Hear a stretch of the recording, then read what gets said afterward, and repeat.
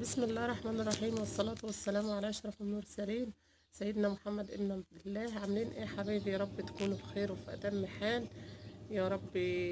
كده تنعاد عليكم الأيام بخير يا رب. ربنا يرحم شهدائنا اللي هم ميتين امبارح، البنات بتوع المنوفية. يا رب تصبر أهاليهم.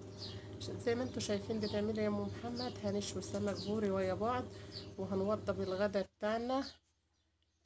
اللهم صل وسلم وبارك على سيدنا محمد. بس حبايبي اللي في مصر وخارج مصر وجميع الدول العربية، حطوا لايكات يا حبايبي كتير كتير للفيديو.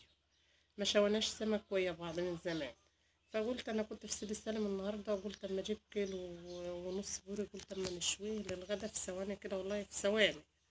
على ما عملت شويه رز في ثواني وجهزت غدانا، كان غدانا جاهز. لايكات يا حبايبي، لايكات فضلا وليس الامر.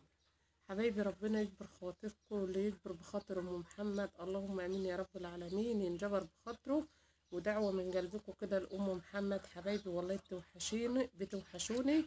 واللي اول مره يشوف يوميات ام محمد في الريف المصري يفعل زر الجرس. زي ما انتوا شايفين كده. طبعا يا حبايبي زجيت، حطيت السمك بتاعنا في الفرن، ما خدش ثواني فعلا والله. يعني انضف من ما تشوي بره. هو الجو صحيح حر، بس يعني ايه، مش مشكله، كله يهون. طبعا احنا بقينا في زمن غلاء يا حبايبي، وكل حاجه بالفلوس كده مش هتنفع. عشان البنات اللي في سنه اولى جواز وفي سنه اولى طبخ. وطبعا انا عامله التتبيله دي معاكم في الفريزر ومجهزاها، وحطيت لها شويه ميه سريعا سريعا كده، وقمت ايه افضع على السمك بتاعنا اهو يا حبايبي. لايكات يا بنات. ده افضع على البوري انا كنت عاملاه معاكم بطريقه تانية برضو، بس دي الطريقه الاسرع يعني عشان اللي عاوز يتغدى. وعليه ليمون كده وايه، وما شاء الله اللهم صل وسلم وبارك على سيدنا محمد. يا ريت تكونوا كنتوا معانا يا حبايبي بألف هنا وصحة للي كل واللي شاف.